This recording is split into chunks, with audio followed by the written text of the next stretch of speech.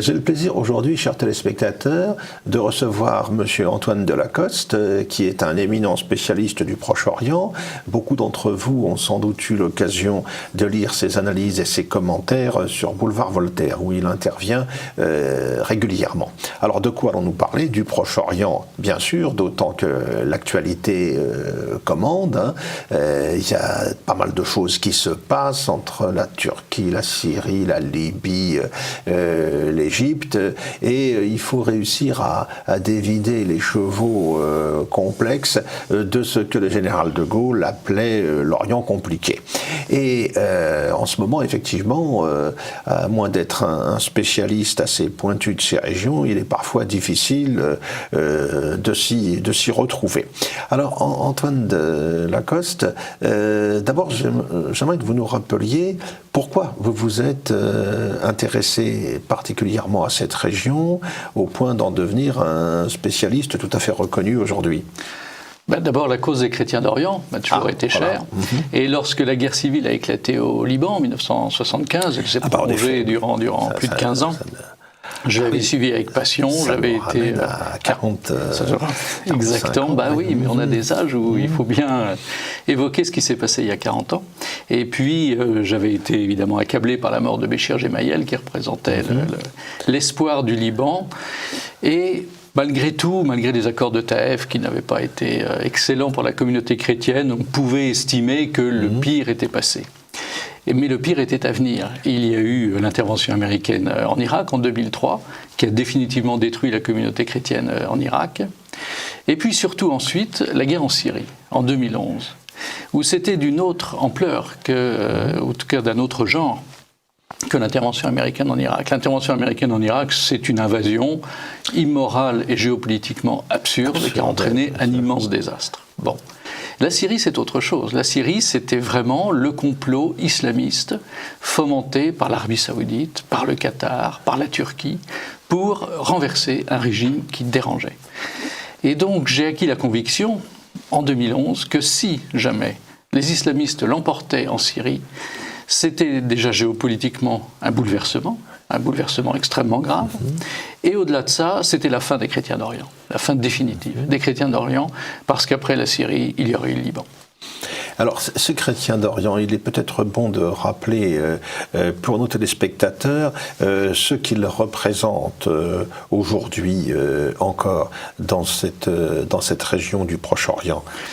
De moins en moins, malheureusement. En termes de pourcentage En termes de pourcentage, au Liban, on peut dire peut-être 35-40% si on est un petit peu optimiste. Ouais. Enfin, ils étaient largement plus de 50% au début du siècle dernier.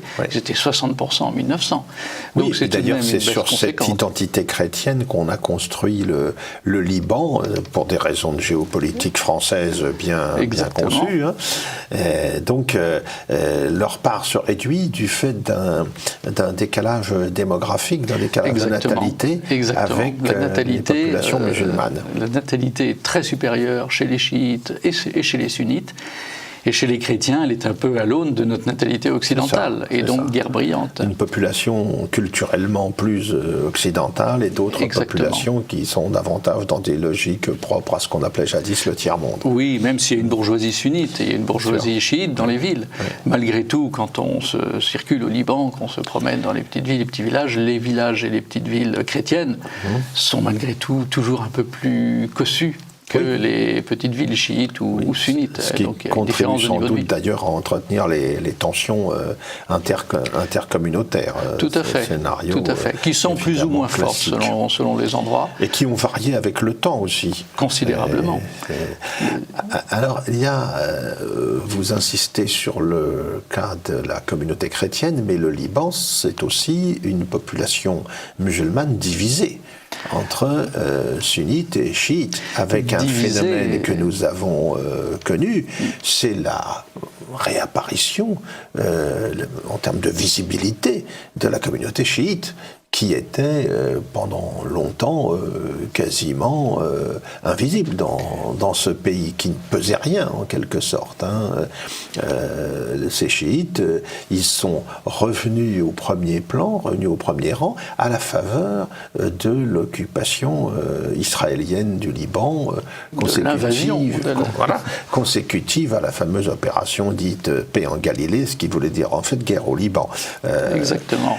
Alors, préalablement à cette agression israélienne, il y avait eu, de la part de l'Iran, une volonté de faire vivre la communauté chiite, de ranimer cette communauté chiite, et de la faire vivre par les armes, avec un mouvement armé, le Hezbollah, qui a acquis, grâce à l'argent de l'Iran, une puissance qui lui a permis, en effet, de résister à l'occupation israélienne et qui lui a donné, par là, une aura considérable dans tout le Liban. Parce que c'est le mouvement qui a mis en échec l'armée israélienne. Et c'est légitimé en étant à l'origine de l'évacuation du Sud-Liban par les Israéliens. Oui, l'opinion publique israélienne a été lassée des pertes, qui étaient beaucoup moins importantes dans l'armée israélienne que dans le Hezbollah, mais tout de même, elles n'étaient pas négligeable. Phénomène d'usure qui finit par jouer dans l'opinion, évidemment. Et finalement, grâce au Hezbollah, l'occupation du Sud-Liban qu'Israël avait envisagée comme quasiment définitive, comme le Golan, après la guerre des 6 jours, eh bien,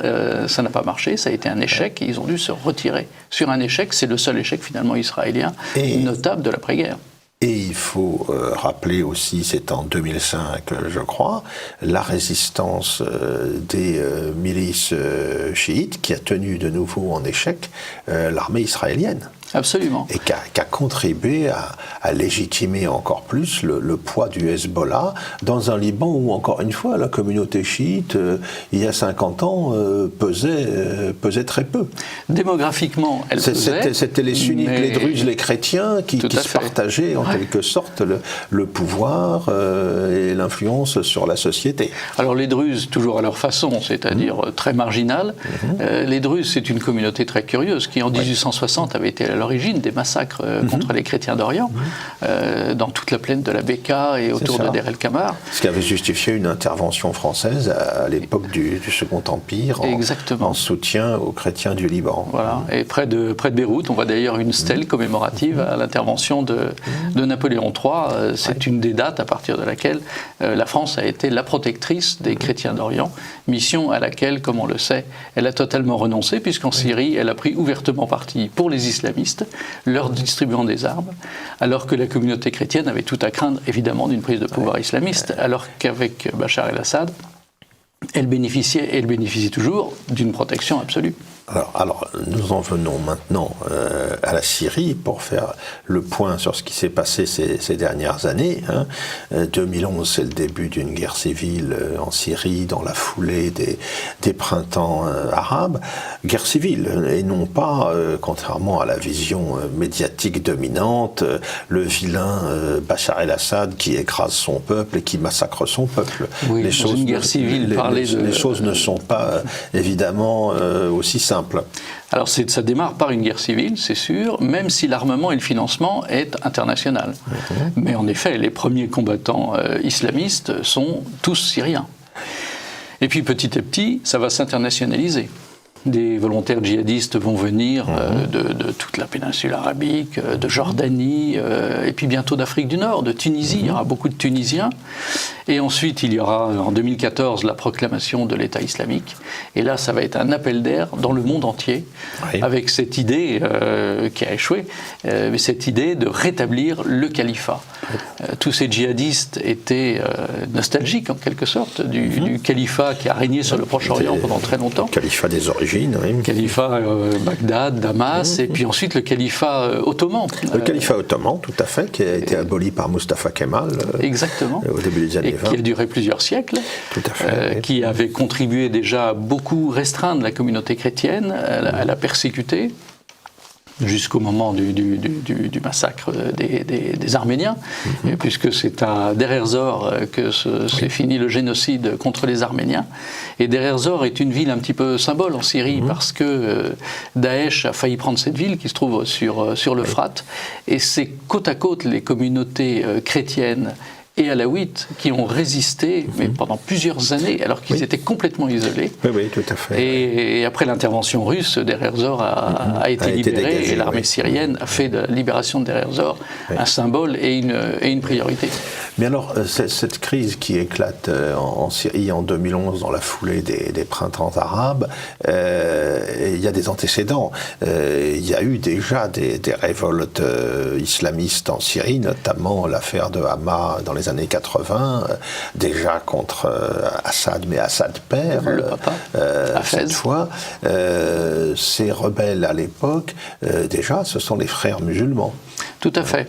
Les frères musulmans, donc, proches du régime turc actuel et proches des Qataris. Proches du régime turc actuel, mais pas du régime turc de l'époque. Non, qui était beaucoup moins islamisé. Voilà. Erdogan a islamisé avec ses idées de frères musulmans. Mais donc la confrérie des frères musulmans, très présente en Égypte, ce sont eux qui ont assassiné Anwar el-Sadat, était également très puissante en Syrie, et ils se sont lancés dans une insurrection assez folle, qui avait quand même très très peu de chances de réussir. Et la répression organisée par Hafez el-Assad a été sévère. Hama, oui, on estime à 30 000 morts à peu près. C'est ça. Dans l'indifférence générale de l'Occident, qui ne s'était pas du tout intéressé à cette histoire, il fallait vraiment être très intéressé par le sujet pour savoir qu'il y avait eu un massacre d'islamistes. Et puis à l'époque, on était tout juste au début de ce réveil islamique qui commence à travers l'affaire d'Afghanistan et puis la révolution iranienne. Oui. L'islamisme, c'était quelque chose que l'on voyait à travers le régime wahhabite saoudien, mais que l'on imaginait à la périphérie du monde musulman, comme une espèce de vestige qui était appelé à disparaître. C'était plutôt à l'époque les perspectives d'un nationalisme arabe moderniste qui semblait avoir le vent en poupe. On avait eu Nasser en Égypte, les régimes baassistes en Syrie et en Irak. Personne n'imaginait, à la fin des années 70, début années 80, qu'on aurait cette vague de fond du revival islamiste tel qu'il s'est développé ensuite. Oui. C'est important, si on repart un petit peu en arrière, personne n'avait anticipé une évolution de ce genre. Non, personne. Effectivement, le panarabisme a eu son heure de gloire, avec des intellectuels comme Michel Aflaq, il y avait des chrétiens aussi, il n'y a pas que des musulmans. Bien sûr, Michel Aflaq, par définition. De même que le nationalisme égyptien a été porté en grande partie par les Coptes tout à fait. égyptiens, qui étaient des chrétiens. Donc ce nationalisme arabe, il avait la vertu de rassembler les diverses confessions. Pour le Baas, Michel Aflaq et Salah Bitar, un chrétien, un musulman. C'est quelque chose qui paraissait aller de soi dans les années 60-70. C'était ce qu'on voyait comme une évolution naturelle. Tout ce monde musulman allait progressivement se laïciser, prendre ses distances avec la tradition religieuse. On allait avoir une évolution comparable avec ce qu'on avait connu en Occident. On était dans ce paramètre-là. Oui, on l'était un petit peu d'ailleurs, parce qu'il y a un discours de Sadat qui était resté célèbre. Dans une assemblée égyptienne, il prend la parole et il dit « Figurez-vous que l'autre jour, on m'a demandé que les femmes égyptienne soient voilées pour aller dans la rue. Les femmes musulmanes éclat de rire dans l'Assemblée, ça paraissait insensé. Et donc la roue de l'histoire a tourné très vite. Les Américains ont joué les apprentis sorciers dans l'affaire, parce qu'en Afghanistan, ce sont eux, pour embêter l'adversaire soviétique, qui créent Ben Laden, en quelque sorte. Ben Laden qui l'arment, qui le finance. Soutiennent les Moudjahidines. Et ensuite, bien avant que le djihadisme ne s'implante au Proche-Orient avec la force qu'on lui connaît maintenant, il y aura l'affaire des Balkans, qu'on oublie quelquefois, mais en Bosnie, les Américains ont aidé les musulmans bosniaques contre les chrétiens serbes. Qui proposait l'instauration de la charia dans les Balkans. Et avec la complicité des Turcs, très présents à ce moment-là auprès de l'armée bosniaque, on a réislamisé les Bosniaques, qui n'étaient pas tant que ça. C'était un islam un peu lointain, une sorte d'islam culturel, mais c'est devenu un islam religieux. Comme l'islam albanais aussi d'ailleurs. Oui, exactement. Un héritage de l'histoire, mais qui ne s'inscrivait pas initialement dans ce courant de réveil extrêmement puissant de la religion musulmane dans des régions entières. Oui, d'ailleurs les très beaux vestiges chrétiens qui existent en Albanie n'ont jamais souffert des régimes ni d'ailleurs communistes, ni musulmans par la suite. Et même le Kosovo, à l'origine, c'est une création purement américaine, purement occidentale, de mafieux, plus que d'islamistes convaincus. Tout à fait. Et le Kosovo est plus un État mafieux, haineux des Serbes, haineux des chrétiens, mais c'est pas encore tout à fait un État islamiste. Ça le deviendra peut-être. Mais vous avez raison d'insister aussi sur le rôle que joue dès cette époque-là la Turquie. Je me souviens comment la presse turque se félicitait de voir, quand il y a eu un contingent turc qui est intervenu en Bosnie dans le cadre des accords onusiens, etc., de voir de nouveau le drapeau turc flotter en Bosnie. Tout à fait. Et puis on avait quelque chose aussi, on a vu quelque chose d'équivalent du côté de Bagdad aussi, où des forces turques sont intervenues dans le cadre des accords internationaux, etc., et où la presse turque se félicitait de voir comment on était de retour après le démembrement de l'Empire ottoman survenu lors de traité de Sèvres en 1920. C'est ça. Ça leur permettait aussi de surveiller les Kurdes au nord de l'Irak, le Kurde étant l'ennemi numéro un des Turcs, alors qu'ils ont été alliés pour génocider les Arméniens. Depuis, ils se sont un peu fâchés. Ils se sont même franchement fâchés. Tout à fait. Alors ça, c'est un phénomène qui est quand même très, très intéressant et très surprenant. Ce que l'on appelle aujourd'hui le néo-ottomanisme, c'est quelque chose auquel on ne s'attendait absolument pas il y a encore quelques années. Cette résurgence, le fait que soit ravivée ainsi la mémoire de l'ancienne puissance ottomane, c'est quelque chose de tout à fait surprenant. Car on avait eu cette période très claire d'une Turquie devenue nationaliste et laïque avec Mustafa Kemal, fournissant un modèle d'ailleurs à toutes les révolutions arabes sur ce modèle nationaliste modernisateur, et puis on a, contre toute attente, dans un pays qui était considéré comme faisant partie du bloc occidental, membre de l'OTAN, etc., on a ce retour inattendu d'une dynamique religieuse tout à fait surprenante. Qu'en est-il sur le fond et où se situe aujourd'hui le rapport de force à l'intérieur de la Turquie entre les forces islamistes et le noyau de résistance que pourraient constituer justement les nostalgiques du kémalisme? Alors les nostalgiques du kémalisme ont été vaincus. En réalité, tout ça est très lié à la personnalité d'Erdogan. C'est Erdogan qui réislamise la Turquie. Avant, il y avait certains mouvements qui demandaient... Au départ, c'est sur un programme réformateur de lutte contre la corruption. D'ailleurs, c'est encore une fois partie de la justice et de la prospérité. Les islamistes s'auto-baptisent de cette manière un peu partout dans l'espace... Comme ça que Mohamed Morsi a gagné les élections en Égypte. Dans l'espace musulman. Et puis ensuite, il y a l'affirmation d'une volonté de retour de puissance qui surprend finalement tout le monde. Mais est-ce qu'au bout du compte, cette Turquie néo-ottomane islamiste, elle a les moyens des ambitions formulées par son leader et qu'incarne son leader? Alors les moyens économiques, non. Les moyens démographiques, la volonté politique et les moyens militaires. 90 millions d'habitants, la Turquie aujourd'hui. Quand on pense que Jacques Chirac voulait mordicus faire entrer la Turquie dans l'Europe, comme la majeure partie de la classe polique, mais lui avait française. Été en pointe. Il avait eu ce propos extraordinaire un jour à la télévision où il avait dit « Nous sommes tous des enfants de Byzance ». Alors en parlant d'un régime qui a détruit Byzance, c'était quand même à mourir de rire. Qui se targue aujourd'hui de vouloir bientôt reconvertir Sainte-Sophie en mosquée. Bien évidemment. La lucidité politique de Jacques Chirac aurait évidemment beaucoup à dire à ce sujet. C'était de la haute trahison, en réalité. Surtout, la conviction sur le sujet. C'était une bêtise et d'une inculture particulièrement exceptionnelle. L'affaire n'est pas terminée.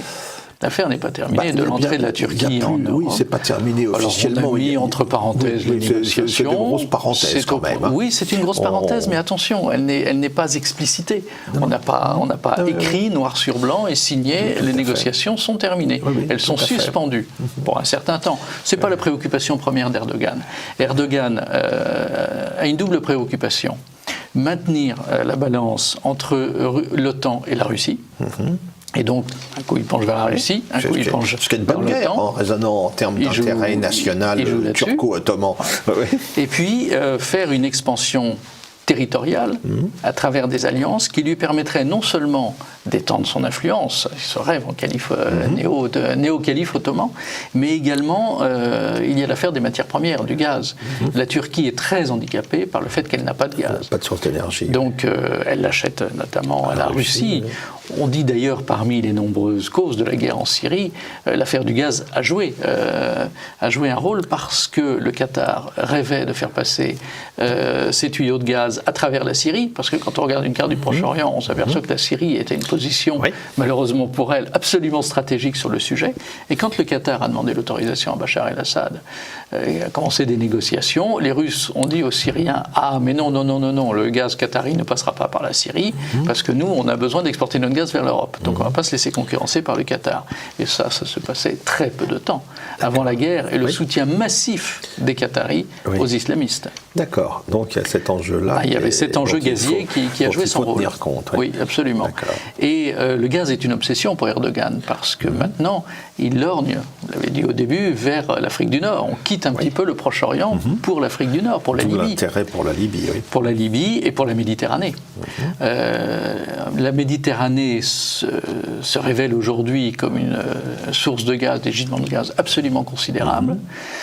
Il y en a près de la côte, donc qui appartiennent aux Syriens, aux Libanais, aux Israéliens et aux Chypriotes. Et donc tout ça discute pour essayer d'imaginer un pipeline qui traverserait cette partie de la Méditerranée. Donc on part de la Méditerranée orientale et on remonterait vers la Grèce, les Balkans, l'Italie, l'Europe. Et donc ce gazoduc auquel rêvent donc ces 4 pays que je viens de citer, eh bien les Turcs n'en veulent pas. Et donc les forages légaux qui ont lieu autour de Chypre, où il y a notamment des pétroliers français et italiens, sont régulièrement, dans un premier temps, intimidés, vaguement attaqués, pas à coups de canon, il n'y a pas de mort, mais intimidés en tout cas, par des bateaux de guerre turcs. Et les Turcs, dans une impunité totale, ont commencé des forages autour de Chypre, dans des eaux territoriales qui ne leur appartiennent, mais absolument pas. En violant la légalité internationale. Totalement, mais je vous rassure, en toute impunité, c'est pas l'Europe qui va faire les gros yeux aux Turcs. On n'attend pas grand-chose de ce communiqué. On n'attend pas grand-chose de ce côté-là, oui. Et alors, au-delà de ça, l'intervention de la Turquie en Libye est quand même le grand événement de ces derniers mois. C'est-à-dire que vous aviez en Libye 2 factions qui s'affrontaient. La Libye, comme vous le savez, n'existe pas vraiment. N'existe pas, bien sûr. Vous avez la Tripolitaine et la Cyrénaïque, ça existe. Ça existe, oui. Et donc, vous avez la Cyrénaïque qui est occupée par le maréchal Haftar, soutenu par les Russes, par les Égyptiens, par les Émirats Arabes Unis. Et en face, vous aviez Sarraj, qui donc, pour la partie tripolitaine, plus à l'ouest donc, elle soutenue par la communauté internationale. La communauté internationale, entre guillemets. Entre guillemets.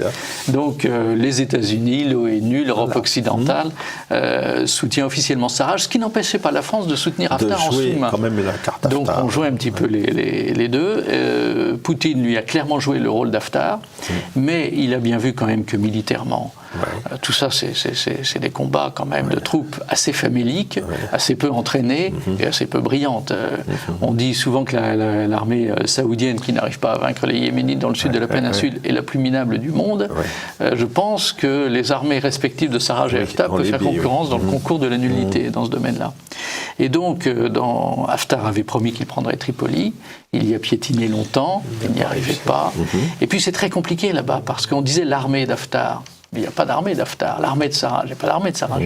Il y a des tribus qui s'allient avec l'un, puis qui peuvent changer en fonction de critères financiers. Situation extrêmement mouvante. Très mouvante. Et donc, Poutine, sentant que l'affaire serait un petit peu compliquée, a proposé à Haftar une paix avec Sarraj. Haftar a refusé. A refusé, c'est ça. Oui. Et Erdogan s'est introduit dans la brèche, a proposé son aide à Sarraj en échange d'un accord gazier qui permettait, en toute illégalité là aussi, à la Turquie et à la Libye de construire une sorte de zone maritime qui leur était adjointe à tous les deux, avec la possibilité de faire des forages gaziers dans une zone faisant fi totalement des droits des Grecs. En même temps, c'est quelque chose qui risque de dresser l'Égypte contre la Turquie. Violemment. Et ça, c'est pas forcément un bon calcul pour Erdogan. Encore qu'en Turquie et Égypte sont déjà très ennemis de toute façon. Ce n'est plus le régime frères musulmans qui est ça. Depuis le coup d'État du maréchal Sissi, la Turquie et l'Égypte sont clairement des adversaires. L'Égypte est quand même très gênée par le fait qu'elle est sous impulsion financière, plus qu'impulsion financière, enfin elle est en coma artificiel finalement sur le plan financier, et si elle n'avait pas l'aide de l'Arabie Saoudite, elle serait bien embarrassée, ne serait-ce que pour payer ses fonctionnaires à la fin du mois. Bien sûr, Et donc cette infirmité financière est quand même une gêne considérable pour l'Égypte pour véritablement contrecarrer la Turquie qui est tout de même plus puissante. Et ça c'est un vrai problème. De toute façon, Mohamed Morsi, le président islamiste, était frère musulman. Le maréchal Sissi a fait tuer et emprisonner des dizaines de milliers de frères musulmans, dont est proche. Une répression de cette ampleur-là. Ah oui, ça a été considérable. Des milliers de morts. Ah oui. Mais c'est une répression bien plus vigoureuse que sous Nasser, qui s'en était pris aussi aux frères musulmans, mais pas du tout dans ces proportions-là. Ah oui, sur les places du Caire, quand l'armée n'arrivait pas à calmer les manifestations des frères musulmans, l'ordre a été donné de tirer. Ah oui. Et en une nuit, il y a eu plus de 5000 morts. Ah oui, ça c'est quelque chose qu'on n'a pas spécialement mis en avant dans la... On n'était pas mécontents dans les médias occidentaux. Et donc, du coup, il y a une haine inexpiable maintenant entre Sissi et Erdogan. Et Erdogan, d'accord. Ouais. Et donc, évidemment, l'Égypte est très, très hostile à cet accord. Ce sont surtout les Grecs qui ont réagi, et qui ont réagi courageusement. Parce que pour les punir d'être hostiles à cet accord, qui spolie complètement les droits de la Grèce, qu'on fait comme si la Crète n'existait pas, comme si elle s'était enfoncée dans la mer, et donc tout le gaz qui est là appartient aux Turcs et aux Libyens. Et donc pour les punir, et pour punir l'Occident qui ne lui donnait pas assez d'argent, Erdogan a envoyé quelques dizaines de milliers de migrants, comme on dit dans le langage anglo-saxon d'aujourd'hui, sur la frontière du fleuve Évros, là. Voilà. Et les Grecs ont très courageusement résisté. Évidemment, en France, on a dit, mais tout de même, la répression des policiers grecs, est-ce qu'il n'y aurait pas là une atteinte aux droits de l'homme ? Finalement, tout le monde était bien content que les Grecs fassent le travail à la place de l'Europe et bloquent les immigrés d'Erdogan sur la frontière. Et donc Erdogan joue sur tous les tableaux. Le chantage aux migrants envers l'Europe, les yeux doux à Poutine de temps en temps, qui lui, de temps en temps, lui balance quand même quelques bombinettes et permet à l'armée syrienne de reconquérir les poches turques en Syrie. Et les yeux doux aux Américains, qui sont très ennuyés parce qu'ils ne veulent pas non plus que la Turquie se rapproche trop des Russes. Oui, bien sûr. Voilà. Et qu'en est-il de la fameuse poche d'Idlib en Syrie qui reste le dernier territoire à reconquérir pour... Pas tout à fait le dernier, parce qu'il y a une occupation américaine dans l'Est. Dans l'Est, oui. Les puits de pétrole sont tenus par les Américains. Alors, au quotidien, ils sont tenus par les FDS, c'est-à-dire les Kurdes, payés par les Américains. Mais c'est tout de même une occupation américaine. Alors, rien à voir avec l'occupation turque, c'est pas islamiste, c'est pas, ils tuent personne. Mais ils interdisent à l'armée syrienne de reprendre possession, finalement, de tout ce qui est à l'est de l'Euphrate. Et puis vous avez une poche turque dans le nord, lorsqu'ils ont envahi le nord pour prendre la place des Kurdes, et en effet la poche d'Idlib, qui elle est aux mains moitié des islamistes et moitié d'islamistes payés par l'armée turque. C'est bien compliqué comme l'Orient. Voilà un bilan. Et petit à petit, l'armée syrienne reconquiert. Donc un bilan de l'Orient compliqué, qui est toujours aussi compliqué, si on comprend bien. Oui, mais tout de même, il y a des forces qui se dégagent. Je remercie vivement Antoine Delacoste de tous ces éclairages. Et merci donc d'être venu nous expliquer tout cela. C'était un plaisir, merci.